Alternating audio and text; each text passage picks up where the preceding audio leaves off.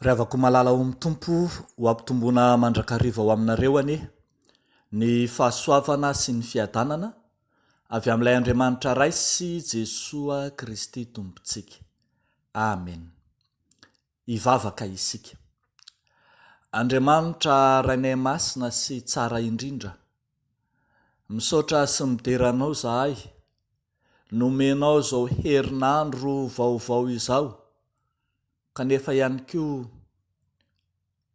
mamarana ity volana Novambra taona 2024 ity.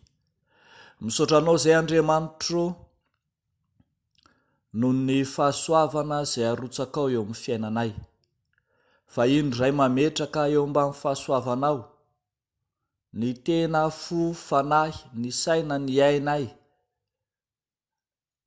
ary maniry indrindra ny hotarihinao, ho tantananao amin'ny alalan'ny teninao masina. Amaky sy haino ny teninao ary zahay ankehitriny, lay teny fanasina sy fahazavana, lay fanilo ny tongotray sady fanazavana ny lalanay, dia mitenenenao Tompo, ambarao aminay mazava ny sitraponao. Amin'ny anaran'i Jesoa Kristy Tompo. Amen. Mofinaina voalatra ho antsika ry havako amin'ity andro anio ity, hitantsika ao amin'ny bokin'ny Romanina toko 9. Romanina toko 9, ny andininy 9 hatramin'ny 15. Romanina toko 9, andininy 9 hatramin'ny 15. Vakina ary amin'ny anaran'i Jesoa manao hoe: fa ataoko fa ny fahoriana amin'izao andro ankehitriny izao dia tsy tokony hoarina amin'ny voninahitra izay haseho amintsika, fa izao zavatra rehetra izao dia samy maniry fatratra ka miandry ny fampisehoana ireo zanak'Andriamanitra, fa izao zavatra rehetra izao dia nampanekena ho zava-poana, nefa tsy noho ny sitrapony, fa noho izay nampanaky azy, sady nahazo fanantenana koa fa izao zavatra rehetra izao aza dia hovitsorana amin'ny fandevozana, dia ny fahalovana ho amin'ny fahafahana izay momba ny voninahitra ireo zanak'Andriamanitra. Fa fantatsika fa izao zavatra rehetra izao dia miara-misento sy miara-marary toy izay efa hiteraka mandraka ankehitriny. Ary tsy izany ihany, fa isika koa na dia manana ny voaloam-bokatry ny fanahy aza, eny, isika aza dia misento ato anatintsika miandry ny fananganana anaka, dia ny fanavotana ny tenantsika, fa ny fanantenana no namonjenantsika, nefa ny fanantenana hita dia tsy mba fanantenana intsony. Fa ahoana no mbola anantenan'ny olona izay efa hitany? Fa raha isika manantena izay tsy mbola hitantsika, dia miandry amin'ny faharetana. Ray masino, manamasinanay amin'ny fahamarinana, ny teninao no fahamarinana. Amen. Ravako malala ao amin'ny Tompo, ity mofinaina ambanimasontsika ity dia mampiseho amintsika ny famonjen'Andriamanitra ny zanany, famonjen'Andriamanitra ny mpino, ary aseho anatin'izany fa rehefa hamonjy ny mpino Andriamanitra dia manana sata manokana ireo zanany ireo, lasa mpandova an'Andriamanitra, lasa piray lova amin'i Kristy ary atsangana ho zanak'Andriamanitra. Eo amin'ny 14:140 hatramin'ny 17:1 no ahitantsika izany sata manokana zanak'Andriamanitra atsika izany. Ao anatin'izany ry havako malala dia aseho miharihary fa manana ny voninahitra izay sahaza azy ny zanak'Andriamanitra. Ndeary ry havako malala ho jerentsika eto amin'izao mofinaina izao ny voninahitry ny zanak'Andriamanitra. Voalohany, ny voninahitry ny zanak'Andriamanitra dia voninahitra miavaka. Voninahitra miavaka. Ambarany mofinainantsika eto ry havako malala fa lavo ny fahoriana mandalo ny olombelona sy izao tontolo izao, rava sy mitolefika noho ny fahantrana, tomarary sy misento iaran'ny alahelo, ary ambara fa izao tontolo izao miaraka amin'ny zavatra rehetra na ny zavaboary rehetra dia zary lasa tsinotsinona sy anjakan'ny fahalovana. Eo anatrehan'izany no indro Andriamanitra manao fahariana vaovao, fanantenana vaovao, fanavotana vaovao amin'ireo zanany, ka dia mampanantena ny zanany ny voninahitra fampisehoana ny zanak'Andriamanitra, voninahitra ao anatin'ny fahafahana ka hovitsorana ao anatin'ny fanandevozan'ny fisentona sy ny faharariana ao anatin'ny fahoriana samihafa. Voninahitra izay miavaka ka hitondrana azy ho any amin'ny fiainam-baovao ao amin'i Jesosy Kristy. Izany ilay ambara fa voninahitra amin'ny fananganana anaka. Mahazo antoka ny mpino arak'izany fa voninahitra miavaka lavitra ny alahelo sy ny fisentona, ny fifatorana sy ny fahalovana, ny voninahitra omen'Andriamanitra ny zanany. Ry havako malala ao amin'ny Tompo, eketsika ary hiaraka mahita isika fa izao andro ankehitriny izao tokoa dia vanim-potoana mampisento, vanim-potoana izay mampitsimbadika ny tontolo ka mivadika ambony ambany ny fiainana. Nalaza sy zary niparitaka tamin'ny tambajotra serasera tato ato ny vaovao mampalahelo samihafa manoloana ny toe-pon'ny olona sy ny moralin'ny olona entina miatrika ny fiainana, ka ny ray aman-dreny, ny havana akaiky, ny olona tokisana dia mahavita manao fihetsika mamoafady amin'ny endriny maro samihafa, na ara-batana na ara-tsaina na ara-moraly. Eo anatrehan'izany zavatra tsy azontsika ialana noho ny fahotana, noho ny fahalavon'ny zanak'olombelona, noho ny amin'ny izay fihetsika analavirana an'Andriamanitra izany, dia mampanantena antsika ny soratra masina fa ny voninahitra izay omeny Tompo antsika kosa dia voninahitra miavaka ka lavitry izany rehetra izany, lavitry ny fiainana mitaraina, lavitry ny fahoriana sy ny fisentona, ny voninahitra omen'Andriamanitra ny zanany.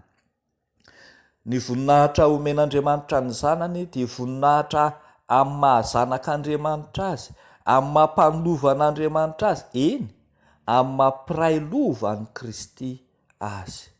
Voninahitra miavaka no omen'Andriamanitra ny mpino. Mahazo isika ry havako araka izany fa efa nataon'Andriamanitra miavaka ny fiainantsika. Fa ny zavatra faharoa izay hitantsika ry havana malala ao anatin'izao mofinaina izao ihany dia mahita fa ny voninahitry ny zanak'Andriamanitra dia voninahitra amin'ny fanantenana. Voninahitra amin'ny fanantenana. Raha mamaky isika eto amin'ity mofinaina ity dia farafakely ny indimy miverina ny teny hoe fanantenana. Anambarany zany fa zao voninahitra ambara izao dia voninahitra raisina sy tsenana tokoa amin'ny fanantenana. Raha miteny hoe fanantenana isika ry havako dia mahatsiaro fa tsy fanantenana amin'ny ho avy ihany zany, fa efa fanantenana manomboka tamin'ny lasa sy ny ankehitriny, ary indrindra ny ho avy. Ny 2:20 dia miteny manao hoe fa ny fanantenana no namonjena antsika. Dia adika ny dikateny iombonana eto Madagasikara zany manao hoe efa voavonjy isika saingy mbola amin'ny fanantenana. Midika zany ry havana malala fa ny famonjena ny mpino dia efa tanteraka, efa vita, efa azo, famonjena deja acquis.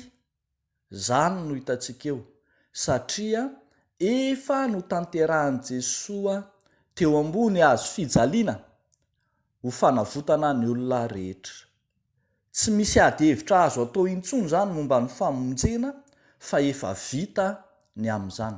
Saingy miandry amin'ny fanantenana kosa isika ny fanavotana antsika, zany hoe ny antoka ahazoantsika ny famonjena izay efa nataon'i Jesosy dia ny fanantenana ao anatintsika. Anjarantsika no manantena amin'ny zavatra izay ataon'Andriamanitra amintsika. Anjarantsika ny mandray ny famonjena amin'ny alalan'ny fanantenana izay ataon'Andriamanitra ho antsika. Arak'izany ary havako malala dia ambara ihany koa raha mamaky isika eo amin'ny 15 dia ambara fa amin'ny faharetana no andraisana sy iandrasana izany fanantenana izany. Fa raha isika manantena izay tsy mbola hitantsika dia miandry amin'ny faharetana. Tsy maintsy manam-paharetana isika miandry ny famonjena izay ataon'ny Tompo antsika. Tsy maintsy miandry amin'ny faharetana isika amin'ny izay hitsenantsika ny voninahitra izay omen'ny Tompo antsika, amin'ny mahazanany antsika, amin'ny mpandova azy Andriamanitra antsika, amin'ny sata vaovao izay omen'Andriamanitra antsika, dia tsy maintsy manana fanantenana amin'ny faharetana isika. Ry havako malala ao amin'ny Tompo, mamarana tanteraka isika ny volana Novambra taona 2024 izay midika fa mamarana ihany koa ny fandiniana ny lohahevitra hoe miandrandra famonjena ny mino.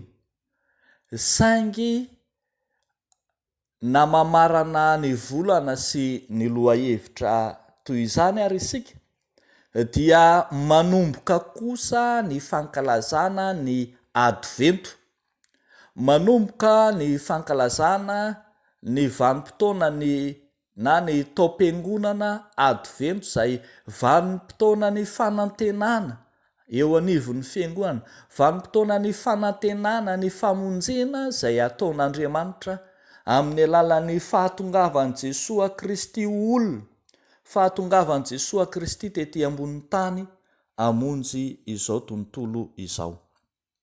Tsy mandeha ho azy arak'izany ny fankalazan'ny fiangonana ny advento sy ny fampiasan'ny fiangonana ny loko liturjika maitso izay lokon'ny fanantenana, fa lokony zavaboary, lokony voahary, lokony natiora entina anambarana fa ny mpino mitovy amin'ny zavaboary rehetra de miaraka mitsena amin'ny fanantenana ny famelombelomana indray ataon'Andriamanitra ny natiora, ny famelombelomana indray ny ataon'Andriamanitra amin'ny zavaboary, de tahaka izany koa no amelombeloman'Andriamanitra ny fanantenantsika hitsena sy handray ny famonjena izay miandry atsika. Afaka miandrandra famonjena isika arak'izany ao amin'ny Jesosy Kristy, amin'ny fanantenantsika araka ny voninahitra izay efa nomen'ny Tompo atsika rahateo. Raha fehezana izao tenin'Andriamanitra izao ry havana dia hitatsika fa manokatra sata vaovao ho atsika Andriamanitra, miditra antsehatra eo amin'ny fiainantsika Andriamanitra, mampitsahatra ny fanaintainana sy ny fisenton'ny nofo, fa mampanantenantsika kosa ny tany vaovao sy ny lanitra vaovao izay iainantsika rahatra izay.